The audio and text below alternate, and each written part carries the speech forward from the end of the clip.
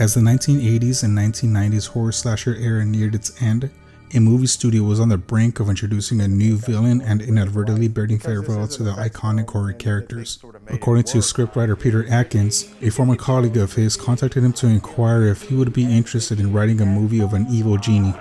He left off the idea until he was assured that he already had the job if he wanted to, due to the fact that he had already established himself as a successful horror writer with his franchise Hellraiser. The original developing company came to me and said, have you ever thought about writing a movie about an evil genie? And my reaction initially, I got to admit, was the same as everybody else's might be, which was no. But they gave me literally hundreds of Xeroxed sheets of research material, and it was very, very interesting. The script he had written and submitted was going to be a one-off horror movie. Once approved, it was time to start looking for talent to make it happen. Enter director Robert Kurtzman. Robert Kurtzman had been working behind the scenes for almost every iconic horror movie since the 80s. By having a passion for the arts at a young age, he soon became a pillar in the horror community through his special effects and prop making. By the mid-90s, he had made a name for himself, so when the opportunity to direct a special effects heavy movie came around, he was personally recommended by Sam Raimi to hone the script. Even though he lacked prior directing experience, Kurtzman's presence on set and involvement in creature makeup discussions in the course of a movie enabled him to grasp the directing process.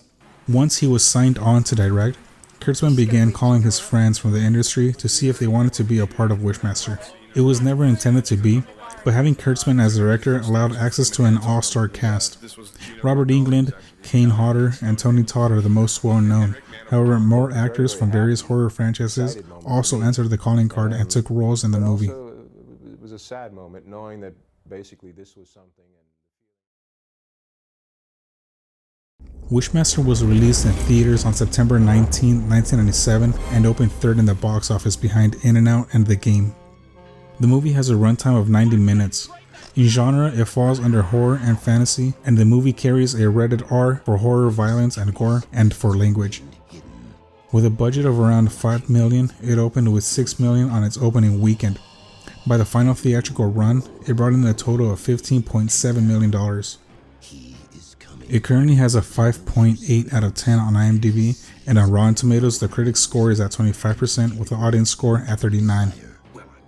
The film was panned by critics on release and has over time been accepted as a cult classic. Speculation about the low reception tends to revolve around the fact that Scream had premiered earlier that year and completely changed the formula for serial killer movies. Additionally, with the Blair Witch Project on the horizon, horror movies were entering into a new era.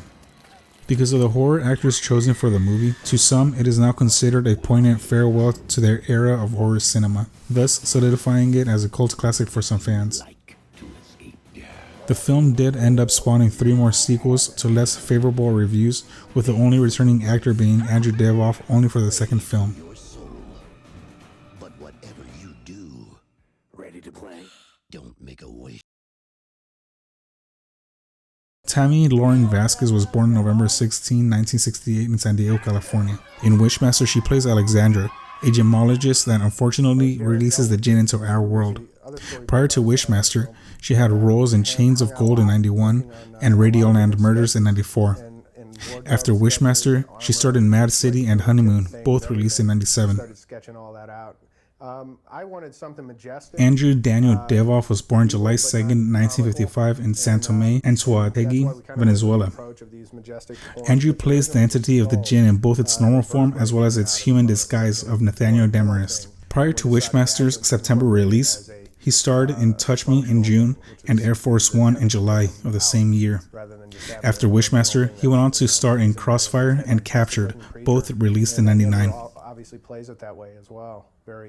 And he's never physically. Director Robert Kurtzman was born on November 25, 1964 in Crestline, Ohio.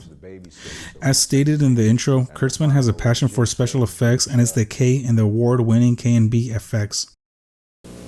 Though 3 is sometimes a crowd, for Bob Kurtzman, Greg Nicotero, and Howard Berger, 3's perfect company.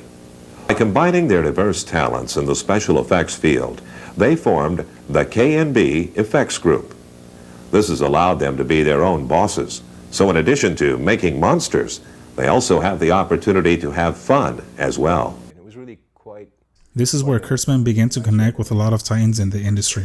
The effects company rendered services to big-name horror franchises like Evil Dead, Nightmare on Elm Street, and Halloween. After collaborating with the cast and crew of these films for years, Roberts built an extensive network of all-star connections. The actors starring in the Wishmaster film are Robert Englund, Kane Hodder, Tony Todd, Ted Raimi, Joseph Palazzo, Rico Ross, And what would that be? Buck Flower, So I can fucking piss on ya. and Reggie Bannister, as well as narrator Angus Scrimm. Troy Verne also has a small role as a body double for the first stage Jin. Recibes lo que deseas. Ya sabe, estamos en una sociedad. Never consider myself ever an actor. Director Robert Kurtzman cameos as Man Killed by Piano. Sequences, though.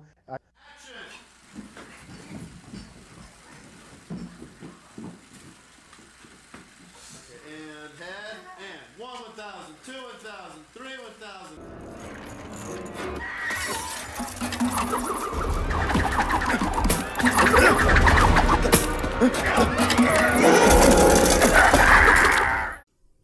Writer Peter Atkins, who also script wrote for the Hellraiser franchise and was friends with Doug Bradley, later lamented not casting Doug in Wishmaster. It was a missed opportunity that he regrets.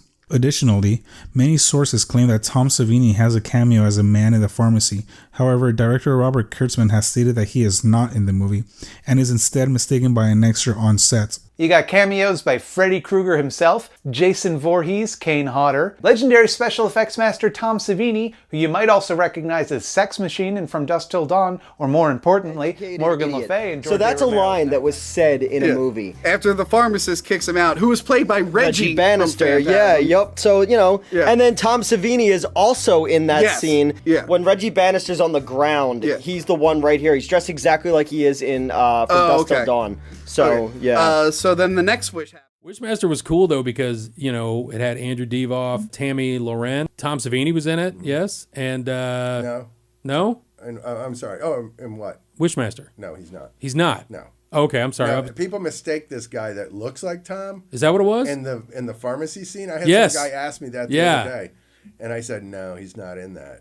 Okay. And I the guy just, we cast some extras, and he just looked like Maybe I'm thinking Dusk. Maybe I'm thinking he's Dusk. in Dusk. Yeah. But he's in Demolitionist. But, Right. Right.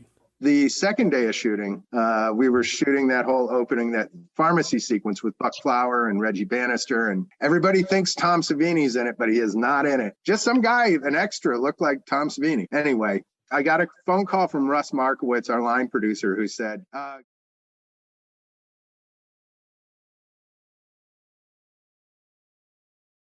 The film begins with a camera sweeping across a cluttered workshop, where an individual collects a medley of ingredients from various containers.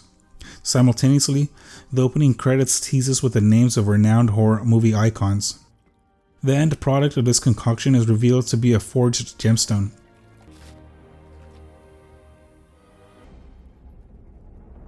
We cut to a bit of narration by Angus Scrimm in which he informs us the rules of the world. We are told that the Jinn was born of fire and he needs 3 wishes granted from the one who released him in order for him to free his unholy legions upon the earth.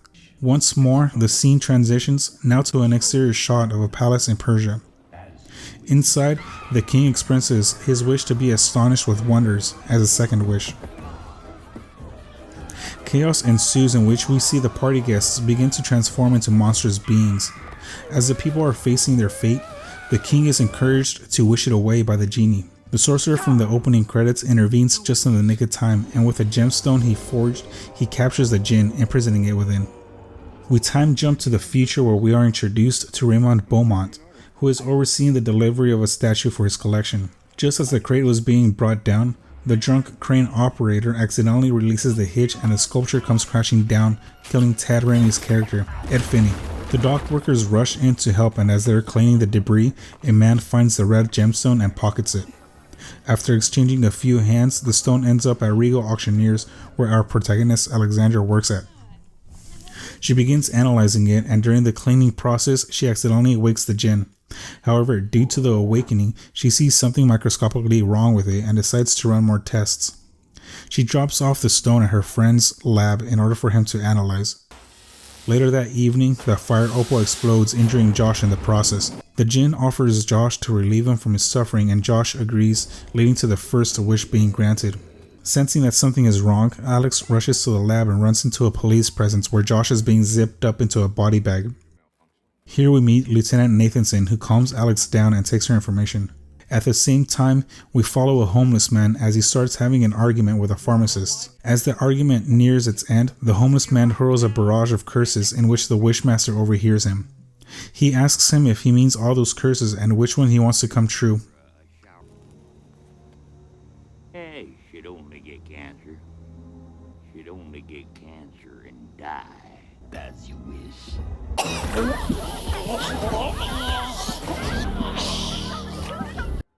The following day, Alex begins investigating her weird hunch by talking to the dock worker who pawned the gemstone. He informs her that he got the opal from Beaumont's statue that was in the accident. Using the lead of the statue, Alexandra heads off to visit Beaumont. Following the Jinn now, we see him in a medical school lab where he's hunched over a cadaver. A medical student walks in and freaks out, and the Jinn asks him if he wishes to not witness what's going on, and the student agrees. With the eyes shut, the Jinn goes back to the cadaver and peels off the skin and places it onto himself, fully accepting it as a human disguise.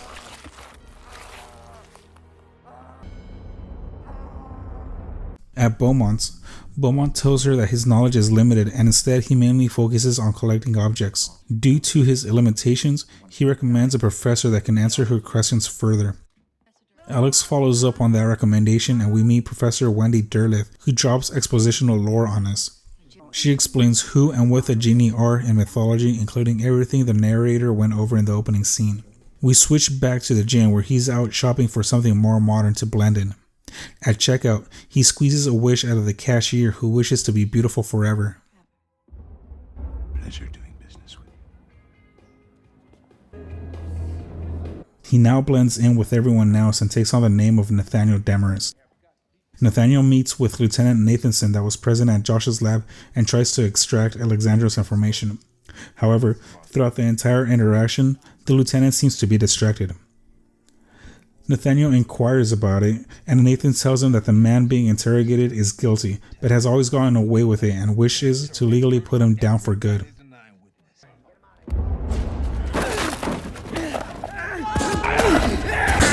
During the commotion, Nathaniel rifles through the paperwork to find Alexandra's address. This leads Nathaniel to Regal Auctioneer after hours, where the security guard tells him to leave, and then flips it by saying that now he wants to see the Jinn go right through him. That is something I would love to see.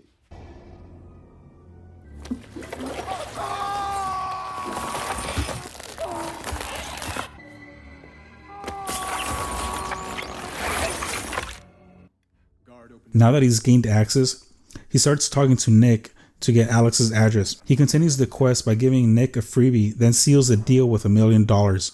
During this time, Alexandra has begun researching who and what the Jinn are and starts learning about the nefarious side of genies.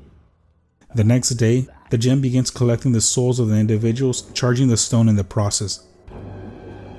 Alex immediately rushes to Professor Derleth's apartment to find out what to do next. She tells her that there is no way to defeat the Jinn because there are no more sorcerers or spells for her to use against them. On the way out, Nathaniel reveals himself to be the genie, and soon after, he reveals his true face to her. With no way out, she uses her first wish to be able to know more of who he is. Her first wish transports her into the Wishmaster's hellish domain, where he explains what he is. Unfortunately, this also means that now she's stuck with him and uses her second wish to return back home. With the threat of her sister in danger, she panics and finds a note telling her that she went to Beaumont's party.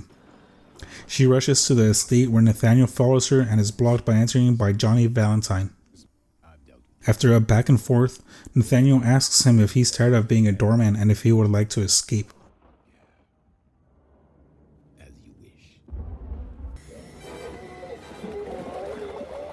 Once inside, Alexandra finds her sister and looks over to see Beaumont already talking to Nathaniel, who just wished to have a similar party as the opening scene. Chaos ensues as the guests begin to witness horrors unseen. The maskless Jinn begins to hunt down Alexandra so she can finish her third wish. Now cornered and with her sister held hostage, Alexandra begins to think of a wish to undo everything. Her third and final wish is that she wishes Mickey Torelli hadn't been drinking on the job 2 days ago. With her third wish granted, all the events in the timeline begin to rewrite and the Jinn gets recaptured in the gemstone once again. Finally, we travel back to the day that the statue was being delivered, and a sober Mickey safely offloads the statue and is finally in Beaumont's possession in his room of lost gods.